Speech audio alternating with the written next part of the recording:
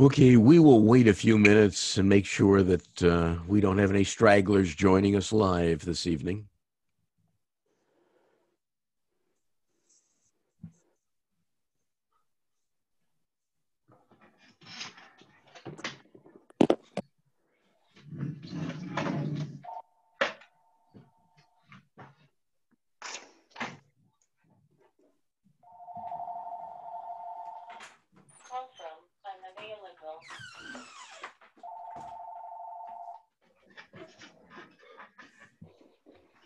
I'm sorry about that phone ringing.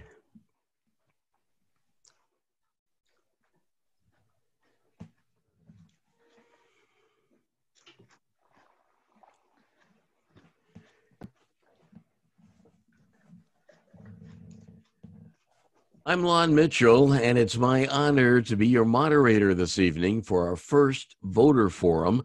This evening, we address two countywide levies and also the income tax issues that will be on the November 3rd ballot. Issue 17 for the Metro Parks, issue 18 for Lucas County Children's Services, and of course, issues 3 and 4, those are the income tax issues for the city of Toledo. We also will be hearing from the mayor. He'll be the one presenting for issues 3 and 4. Voter forums are an annual event sponsored by the Toledo-Lucas County Commission on Disabilities, Partners for Inclusion, and the Ability Center, with the support of the Lucas County Board of Developmental Disabilities, Salute, and the Deaf Services Center. DSC is providing the interpretation tonight. With us are Dave and Scott. This is our first virtual forum, and I'd like to thank Lisa Justice over at the Ability Center for being our technology whiz this evening. Lisa will be scouting those in attendance to see if anyone would like to ask a question when we get to the question and answer session. Please use the reactions button at the bottom of your Zoom screen to virtually raise your hand, or you can raise your hand and try and flag Lisa down. I want to acknowledge also Ron Volk, who chaired the committee that organized the forums. Here's our format. Each presenter will have 10 minutes to discuss the significance of the issue, followed by a question and answer period of no more than 10 minutes. We're asking each presenter to not only discuss the major facts of their ballot requests, but also address how passage would be of benefit to individuals with disabilities, such as transportation, employment, housing, and the general concept of community inclusion. Please keep questions that you're asking to disabilities issues. This evening's presentation will be recorded. Copies will be made available by the Ability Center, and excerpts from tonight will also be featured in my Sunday morning radio program, Contact. Our first presenter this evening is Toledo Mayor Wade Kapsakevich. He is here to discuss issues 3 and 4. Both are income tax issues for Toledo residents. Let's see, do we have the mayor? Mike's side?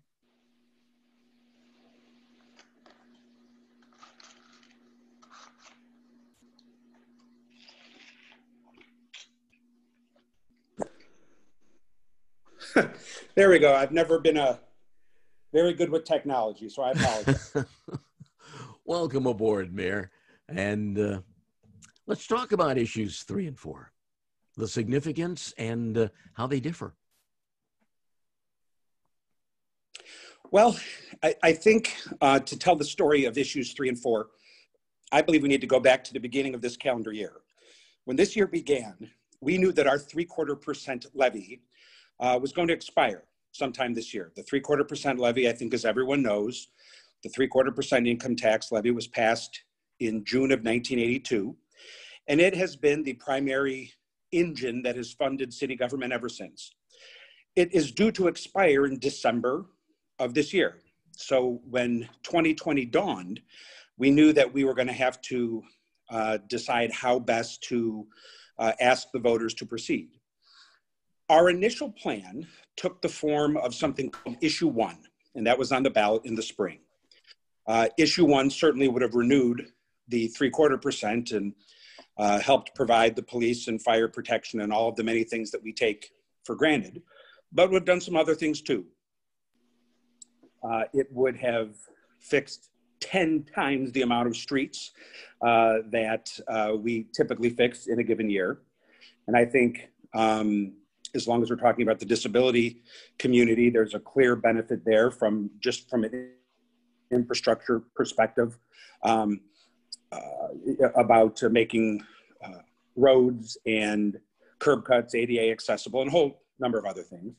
But in addition to that, we were going to hire more police. We're going to bring universal pre-K to the city of Toledo. We're going to make meaningful investments in our parks, including providing more offerings that were ADA compliant, youth programming, and the whole kit and caboodle.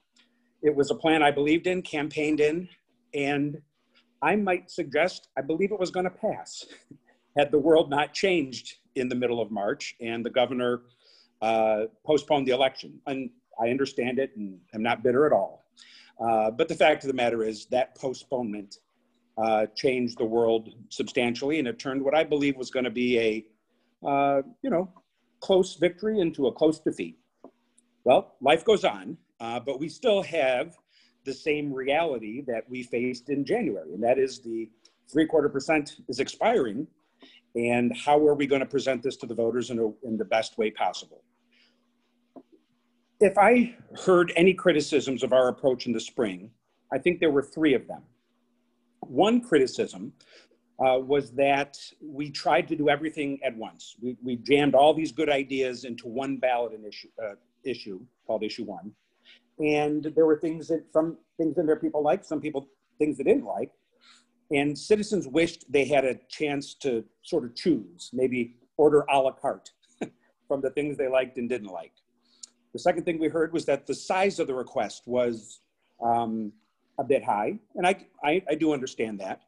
And the third thing we heard was that while citizens, I believe, absolutely are interested in more police and programs for our youth and investments in our parks, the fact of the matter is what they want more than anything else are those roads fixed.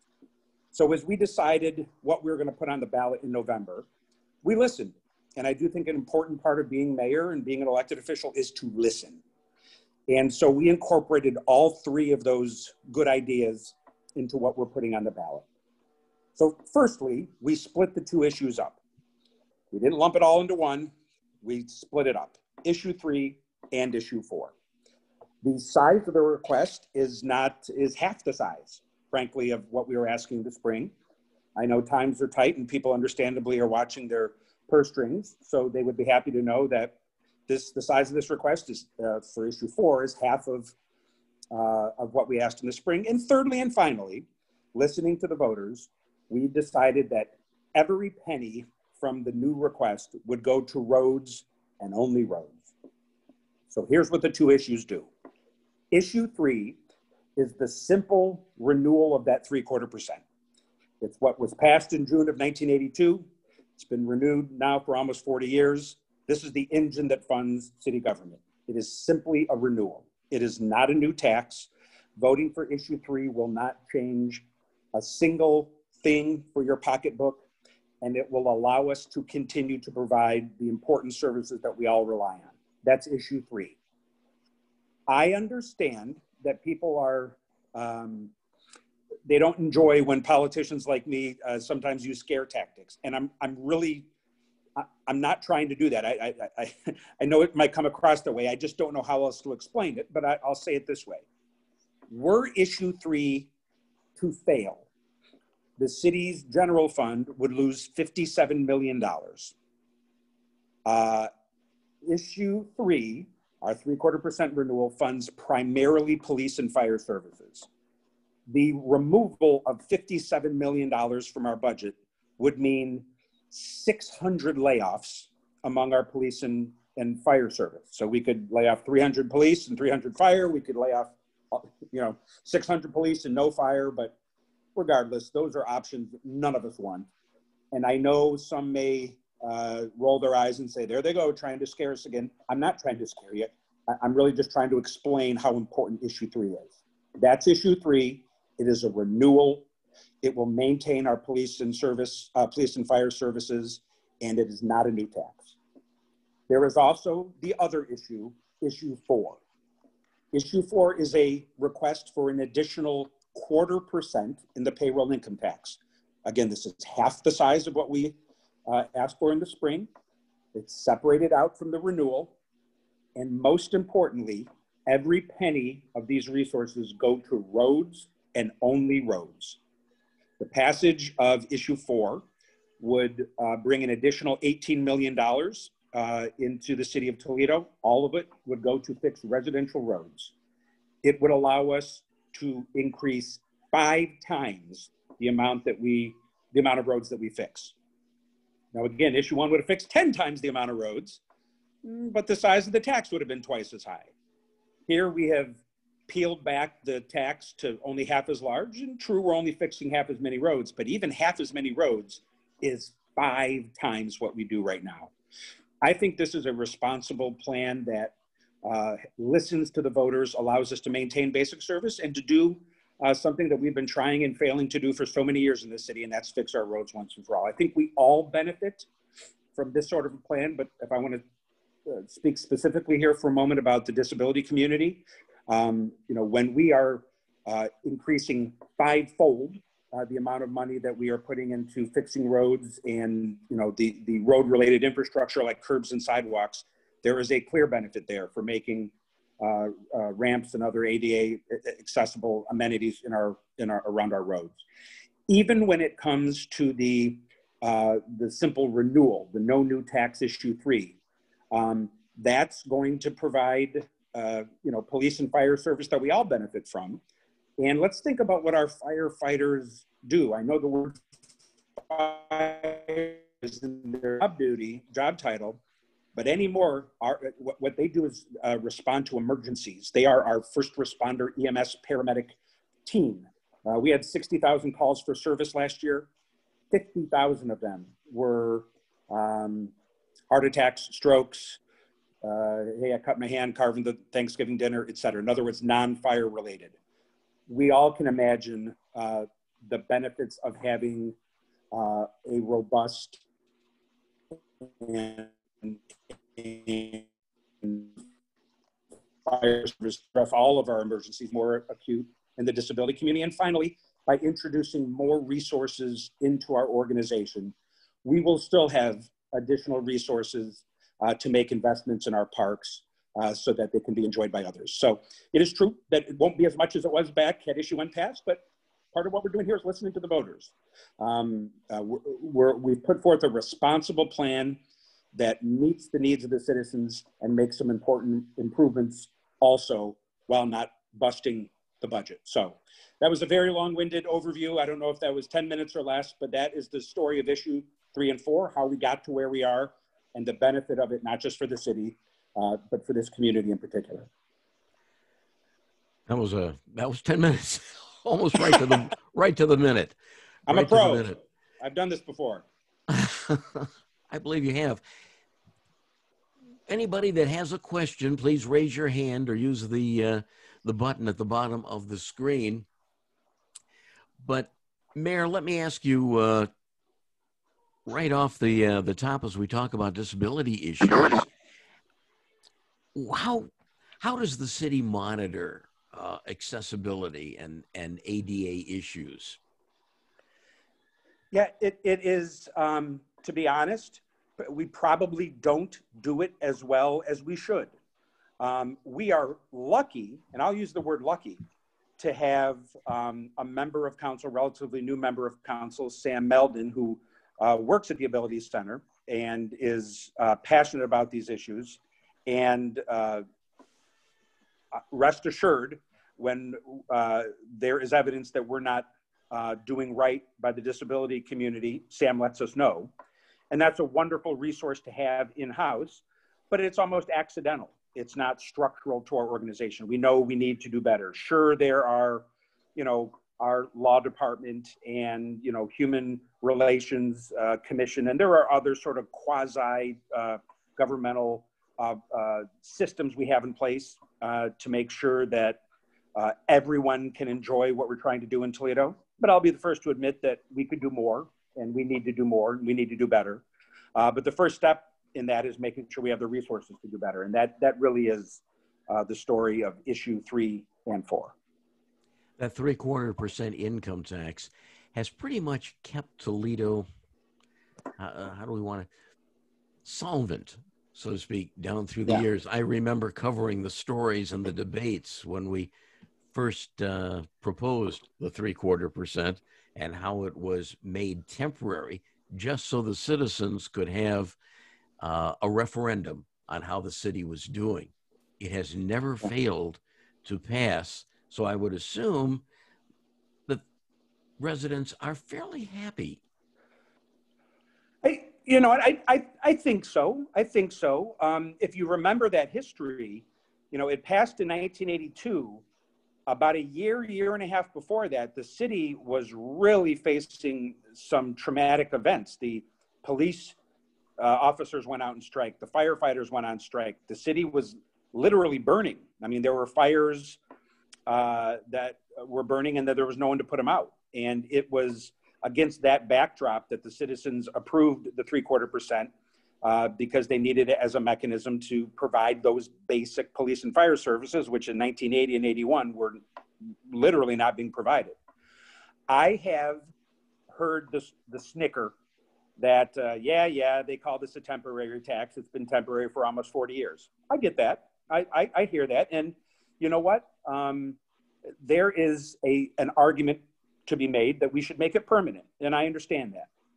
But I don't think there's anything wrong with allowing the voters every 4 years to grade us. This is a grade card. We should be open to critique and criticism and review on a periodic basis. So while there is a little sort of eye-rolling folly at the notion that we've had a, quote, temporary tax for 40 years, I would prefer that to the alternative, which is the citizens never having a chance to review the work we're doing. I do think we're doing a pretty good job here in the city. God knows we're not perfect. Certainly I'm not perfect. And this hasn't been a perfect year. Rest assured, it's been an awful year. But I think Toledo has tiptoed through a very difficult year. I think better than most.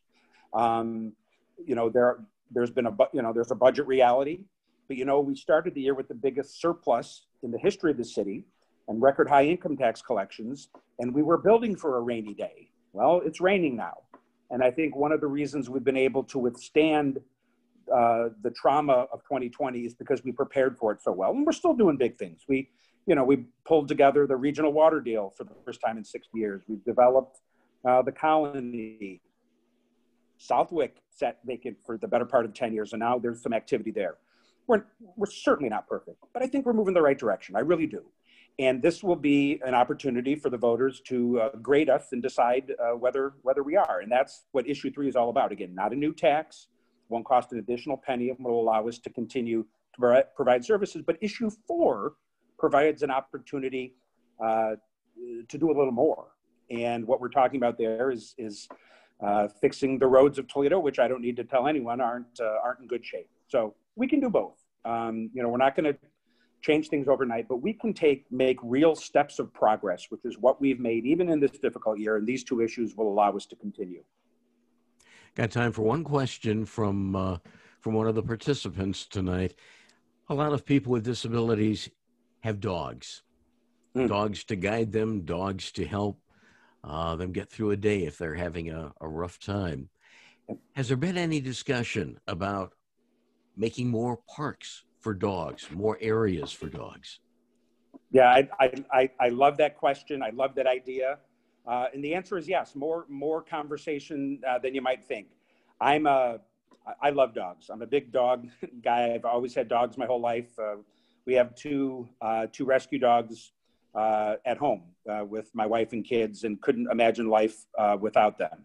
Although I suspect it would be a little quieter, but it would be much less fun. And I know the role that assistance dogs can provide for those with disabilities. About 10 years ago, we didn't have any dog parks. I mean, nothing. And it really made us, kind of put us at a competitive disadvantage to other cities. Steve Surchuk and others led the effort to, put a dog park there at the site of the old South Toledo YMCA off the Anthony Wayne Trail. The Metro Parks, who I know we're going to be hearing from soon, and we should vote yes on issue 17 and 18 also.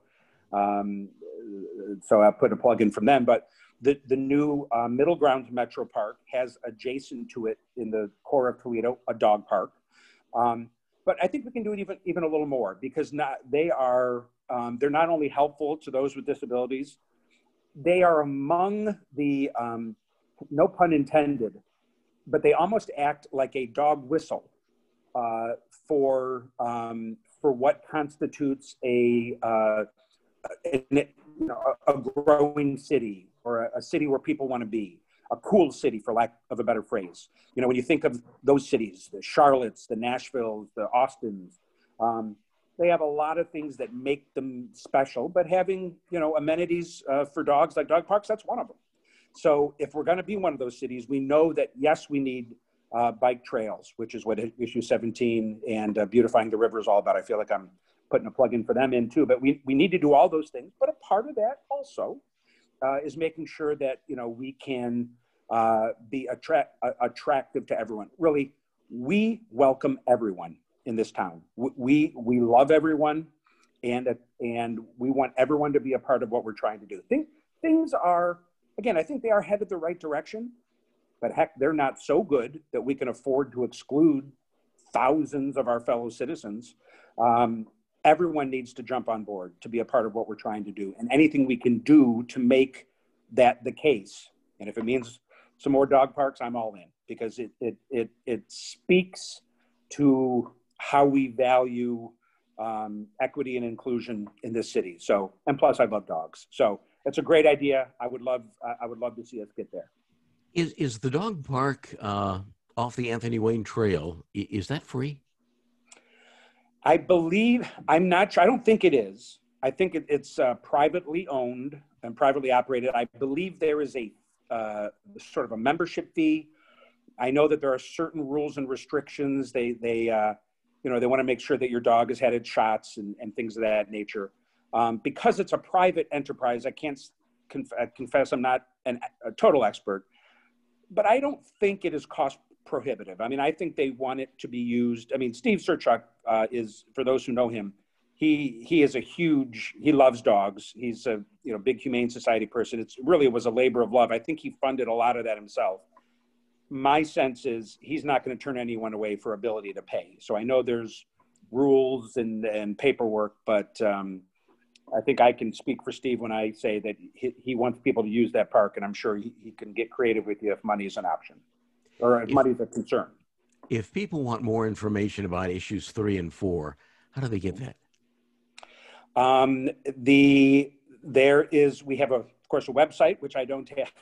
I don't have committed to memory right now, but I think you could just Google Toledo issue 3 and 4, and then it will pop up, and I can double back to make sure that link, I can get it to you so you can distribute it. And if our campaign runs half as good as I hope it does in mailboxes beginning next week, you'll start to learn more as we send out the flyers and pamphlets to try to educate people about these two important issues. I want to thank you for being with us. A lot of valuable information. All right. Thank you. And best of luck to everyone on the ballot this year. Okay. Thanks, Wade. Appreciate it. Take care. We are in our voter forum. I'd like to bring on Joe. Excuse me a minute. I'd like to bring on Joe Fosno, who is the Chief of Operations for the Metro Parks. Issue 17 is an additional property tax to support the Metro Parks. And Joe, I think that I know I spend at least a little bit of every day in the parks. And most people listening and with us this evening probably spend a lot of time in the parks. But this is what uh, this levy, this is additional money. What's it going to be used for? That's why I'm here tonight. So good evening, and thank you for inviting me here to talk about issue 17.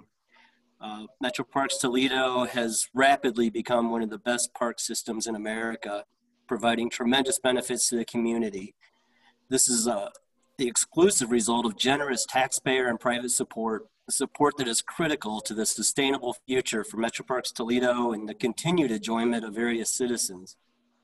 Before I talk about why it is so important to support issue 17, like the mayor, I thought it might be helpful to look back at the promises I made to this group in the Sanger Branch Library the last time I addressed you and asked you to support a Metro Parks levy request. So throughout our campaign this fall, you will repeatedly hear us refer to promises kept.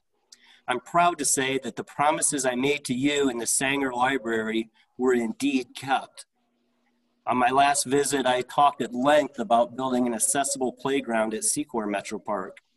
And due to the tremendous support of our community, we were able to expand on that promise. Not only did we build an accessible playground, we did it on a scale that now allows it to be registered as a national demonstration site for inclusive play. I also talked about integrating accessibility into our general course of business rather than considering it a separate initiative or even worse, a burden. We have accomplished this integration in several important ways. First, we took a fresh look at our program offerings.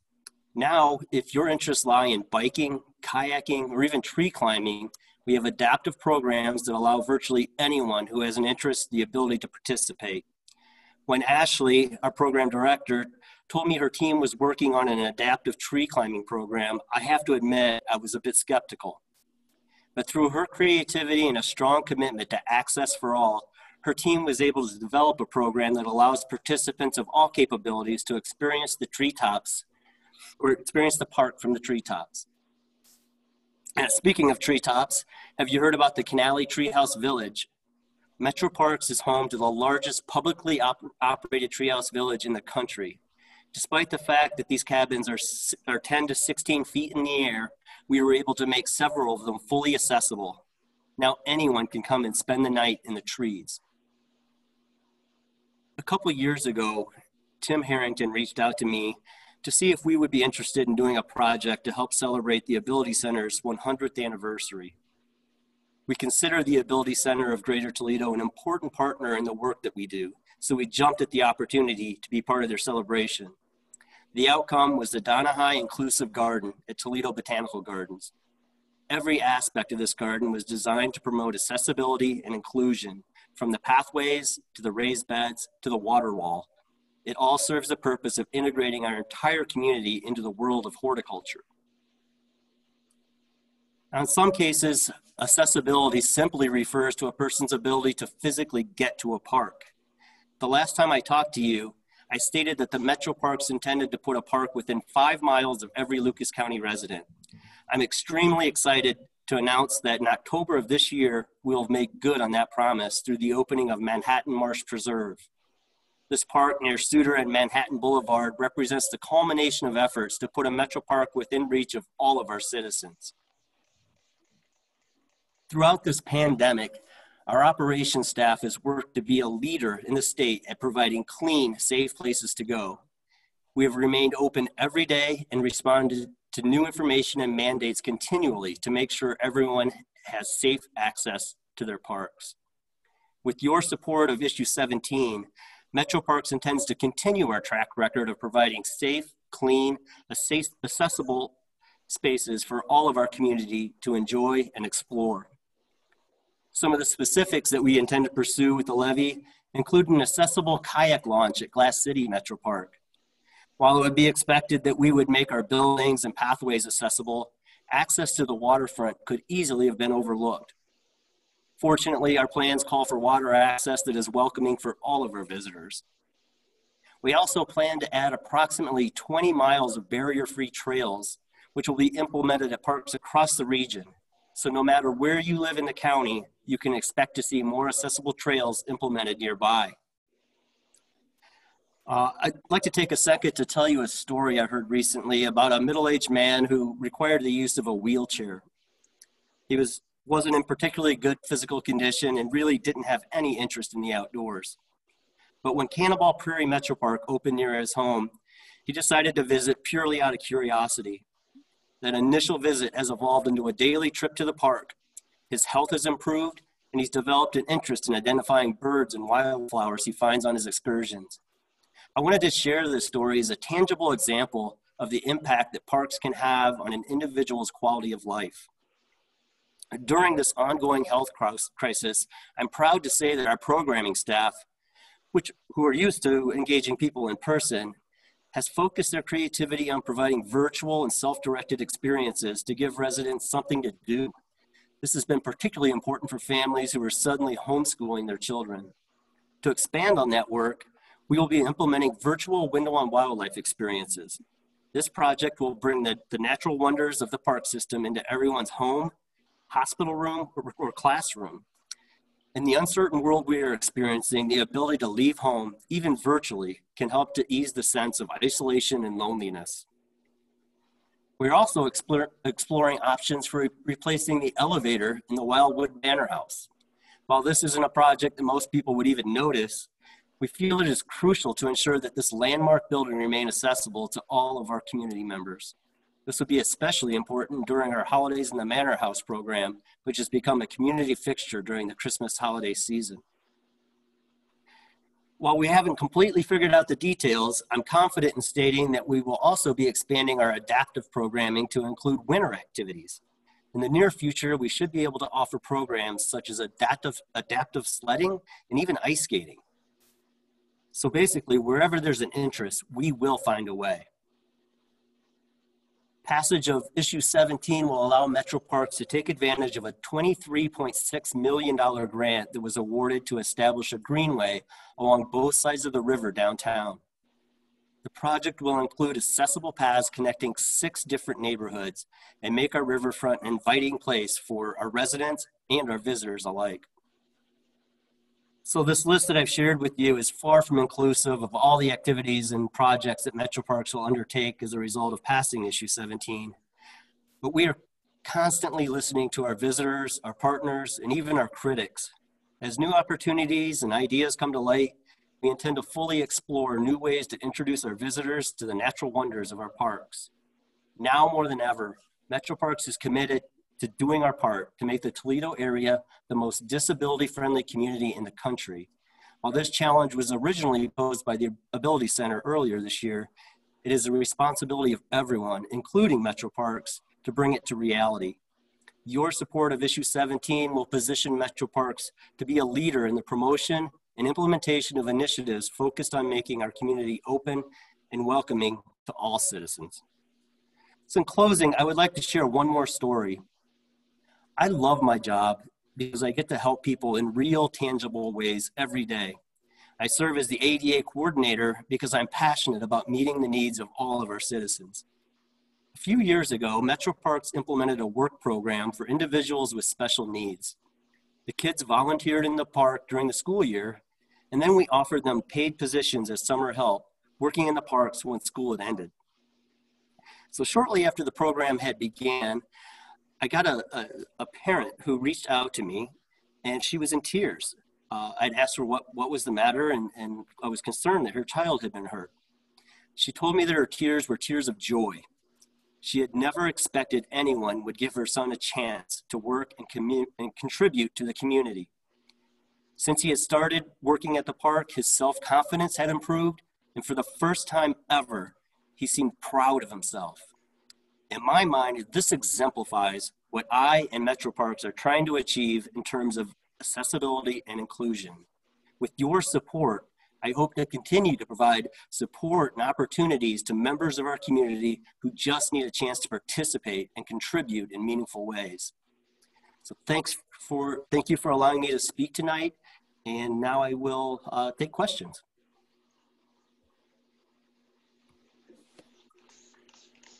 Anyone with a question can raise their hand or use the chat function or the little button down at the bottom of the screen. I do have a question for you, Joe. Are there certain standards for parks that are part of the ADA, or are there policies or standards that you have adapted within the metro parks to ensure inclusion? Well, public spaces are part of the ADA law. So by law, our metro parks are included in those requirements. But I really don't like to lower ourselves to the basic minimums required by the law. I'd much rather talk to our visitors and ask them what they want, what they're having trouble doing. And then we adapt the way we operate the parks to make sure that everyone can feel welcome when they come and they can experience the full wonders of the park. Are any of the projects that you mentioned on hold because of the pandemic? They are not. Luckily, because we operate under a property tax, we've not experienced some of the other issues that municipalities who operate under income taxes have felt. Obviously, we do some earned income, and we've suffered a little bit there, but we managed to stay open throughout the pandemic. So when people were shuttered in their homes and really felt like they had no place to go, the Metro Park stayed open and provided that respite where you could go and feel like you had a place to relax and recover. And if people would like more information about issue 17, we have a website, yesformetroparks.com. There's a wealth of information on there that talks a lot about the 2 mil levy, how much it raises, and what we plan to use it for. I appreciate it, Joe. Thanks for being with us. Thank you. Thank you very much. I'm sorry, there's a few more questions in the chat. Oh, are there? I see one just popped up. The archery classes and about dog parks. Somebody's asking, when will we have ADA archery classes again? By request. So if you have a need for an ADA archery class, you just have to reach out and we will schedule that to make sure you're accommodated. Okay, and then Jessica's asking, will there be any new dog parks at any metro parks? I think there will be. I was just in conversations with a partner this week about the possibility of an additional dog park. I don't want to spill any beans that our partner's not ready to talk about yet, so I can't give too many details, but I do believe in the near future we will have another dog park in the Toledo area.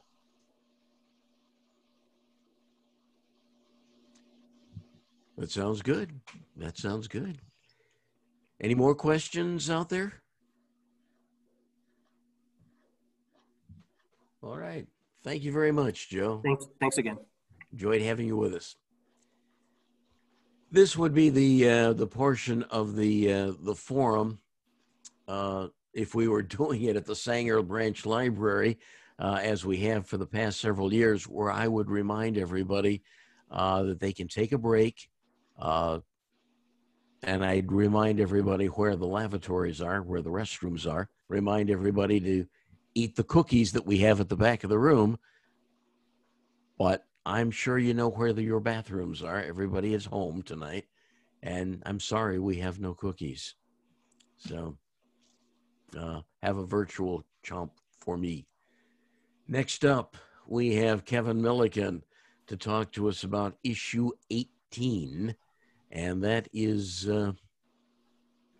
for Lucas County Children's Services.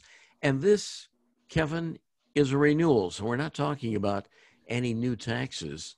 Exactly. It will still cost the owner of a home, $100,000 home, just over $55 per year, just like it always has over the last 5 years. And it's also a 5-year renewal, so the length of the levy is not going to change at all. So just how important is this to Lucas County Children's Services, this particular levy? Money-wise, this is incredibly important because this 1.8 mil levy makes up just over 1/4 of our entire funding stream. We have 2 levies overall, and those make up more than half of the funding, the operating costs that we need to keep children safe and families stabilized.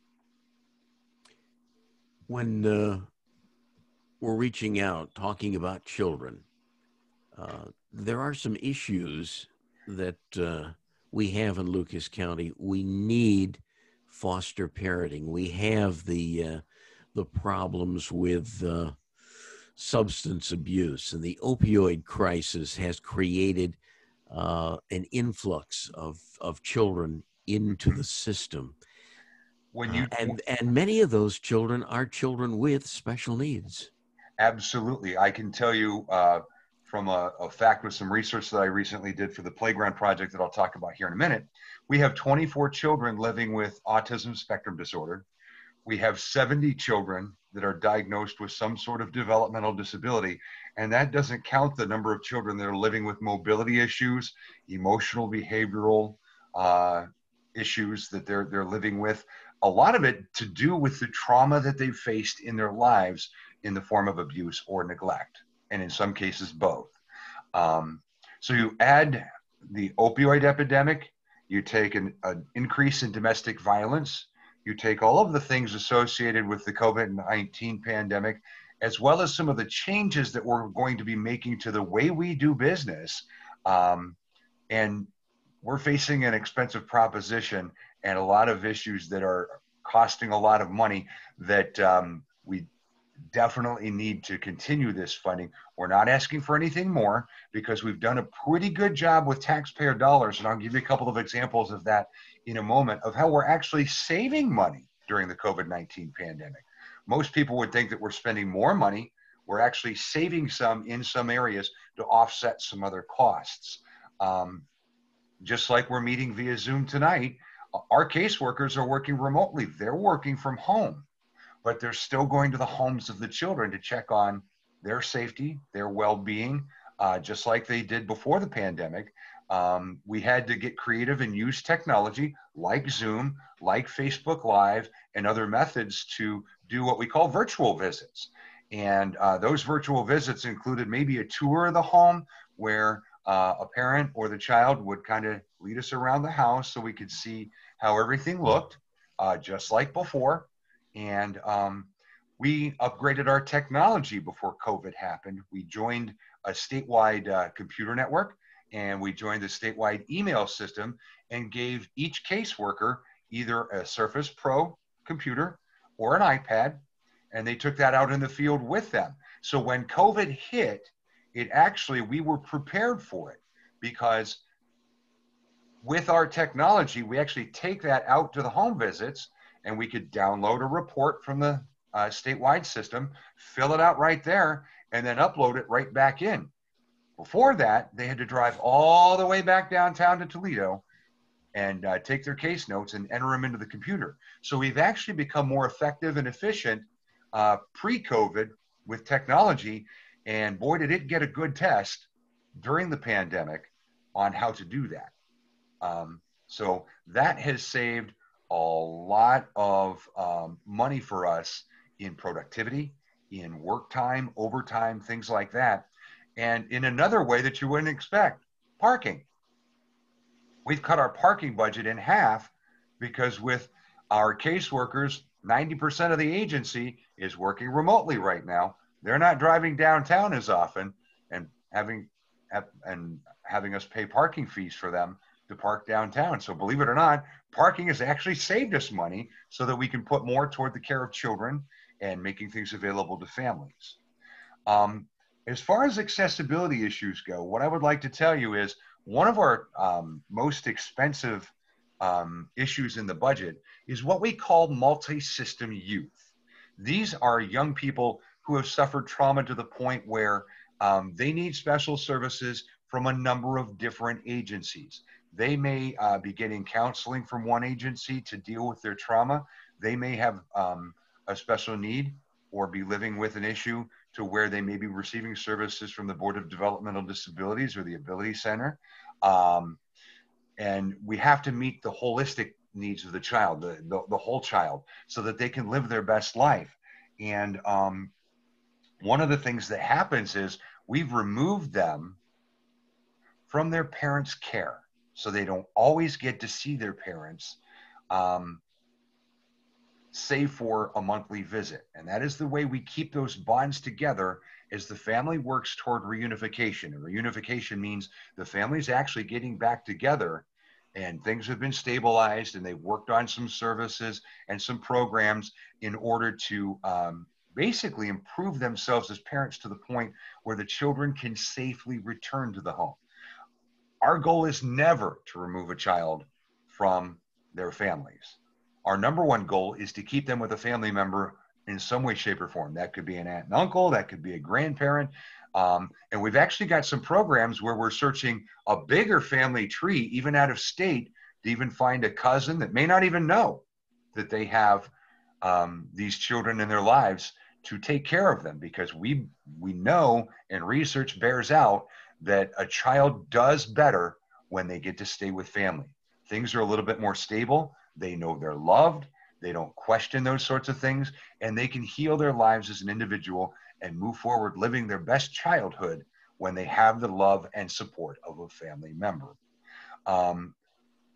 We're reaching farther and farther and farther. We served more than 13,000 kids in Lucas County last year. We serve 1 in 8 children in Lucas County, 1 in 8 families in Lucas County. So you can imagine how important this funding is in issue 18 to continue to do the work that we do. I want to tell you about a project that we're working on that is near and dear to my heart, and that is to create a playground that is both accessible and all-inclusive. And what that means is every child, every adult, no matter their ability, can enter this playground and learn, play, jump, run, and interact with each other in a regular way. This will have some specialized equipment for children living with mobility issues. It will have sensory panels for children living with autism spectrum disorder, or ASD. It will have some self-navigated and self-guided areas on a rubber surface, so that children can stay safe and play with their peers.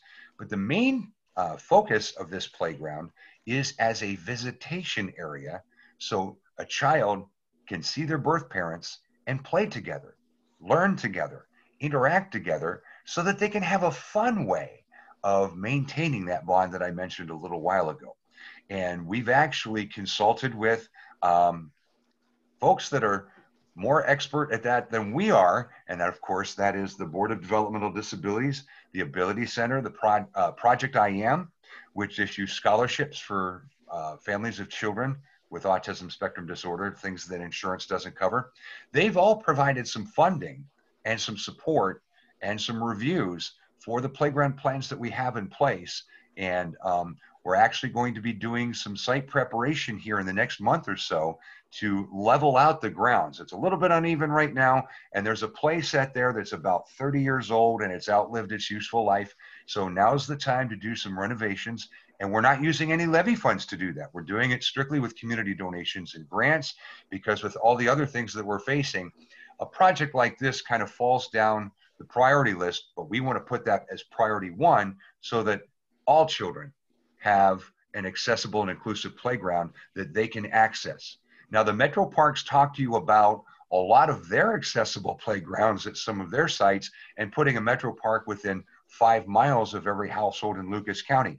Still, some families have transportation issues and cannot get to some of these facilities. So if we can provide one where they receive most of their services, is a big accessibility point for that, and making it inclusive so that all children can play on it is a big boost, because then we can partner with other people to provide some outside programming where mom and dad and the child can learn and play together right alongside each other. We're hoping to have some educational gardens along with some of the play equipment, maybe a demonstration community garden, so kids can learn where a tomato comes from if you were to raise your hand or ask a child where a tomato comes from, chances are pretty good their first answer is going to be Kroger or a grocery store or something like that. But if we can show them where it's all coming from, we can show them a little bit of urban gardening, urban farming, without them having to go all the way out to the countryside to see an actual farm or something like that. So the playground, Kevin, that's going to be located adjacent to your facility downtown Toledo? that is correct. It is surrounded by four walls, very private. Only children in the care and custody or receiving services from Lucas County Children's Services can access this. So this is almost their own personal playground. It's quasi-public, but it for safety's sake, we have to maintain limited access to it. The children that cannot return to the family setting, or that have no family to return to, that are up for adoption, and I understand many of them do have special needs, but what's the adoption process for individuals that may want to adopt a child? What's the process? How long does it take? On average, it takes a few months, but I want to tell you that we have specially trained foster parents who are considered treatment foster parents. And they've received special training in how to handle children with special needs and unique challenges in their lives. And a lot of our foster parents are also licensed for adoption, because that way, if they have a foster child that has just captured their heart, they can go ahead and go through the process of adoption. And frequently that does happen. They've got a special place in their heart for children with special needs, with maybe a mobility challenge in their life, or autism spectrum disorder, or other things. And it really is heartwarming to see when a foster parent falls so in love with a child that they want to adopt them. But sometimes they stop fostering as well. So our search for foster parents is constant and always out there for more. However, we are about to change the way we do business from more of a reactive model where we respond to complaints to more of a proactive model using predictive analytics. If we check certain boxes in a family situation and there are certain needs, then we can put in programs and services in a preventive way to be able to keep the children in the home. There is federal legislation that will take effect in Ohio next October. It will actually be a year from tomorrow, called the Family First Prevention Services Act. That's a mouthful, but what it does is it puts us in a position where we actually widen the family tree to other states to look for more kin. And we actually have a special unit right now that does that, called 30 Days to Family, and they are specially trained to use search engines and all sorts of stuff. And they have found anywhere from 100 relatives to 200 relatives that aren't necessarily right here in the Metro Toledo area. And we have a nearly 100% placement rate with those families, and that gets a child out of foster care faster. We have a strategic plan in place where we're trying to reduce the number of children in foster care by 75% in the next 3-4 years. Two more questions for you, Kevin, then I think we'll be out of time. Okay. But question one, you mentioned children visiting parents there that are not in parental care. That doesn't happen every time Children's Services is called to respond to an allegation or a concern. No. As a rule of thumb, 33 to 40% of the cases are substantiated. We still want concerned community members to call us if they suspect something going on. We investigate, and that doesn't necessarily mean that the allegations are substantiated. We may be able to intervene in a different way by providing services, programs, or even referrals to those services or programs so that there is no need to remove a child from the home. Out of the 3,500 children that we helped during the holidays last year, only 750 of those children were either in foster care or staying with a relative. So you can tell from that the vast majority of children are able to stay in the home with their parents. Next question. Foster parents, you need more foster parents. Always. It is Always. a constant battle because who are the people that you're looking for? Who is a good foster parent? We are looking for, you can be single, you can be married, you can be living in an apartment, you can have your own home. None of those things prevent someone from being a good foster parent. We're looking for someone who loves children, cares deeply, and is willing to give an open, loving home to a child who may be facing some pretty difficult circumstances that need some tenderness and need a bond, someone who loves and will trust them and show them the way that there is a normal childhood waiting for them as much as is possible, despite some of the things that have been thrown in their lives through no fault of their own. We have LGBTQ foster parents. We have single foster parents. We have grandparents who are foster parents. We have 20-somethings who are foster parents. So, we'll get you trained up, and, some funny things happen along the way. We've had foster parents actually retire. They've been with us so long, 30, 35 years. They've given all they can give. And maybe they're in a situation where they want to enjoy life a little bit, or they can't quite keep up with the kids like they used to be able to do. We also have foster parents who just fall in love with the children that they've been fostering, and they want them to stay in their home, so they adopt. And they adopt so many, they no longer have the capacity to foster other kids. And so, they kind of move on as a family unit that way. And that's a success story all its own, but there's one more removed from the roles, and we've got to replace them. So back to issue 18, it's a renewal, no new tax, but it's correct. Extremely important to the agency. It is. It's 1.8 mils. It raises a little over $13 million a year, which represents about a quarter of our budget, or for the owner of a $100,000 home, just over $55 per year. Thanks, Kevin. And people want more information, they can find out about issue 18 how?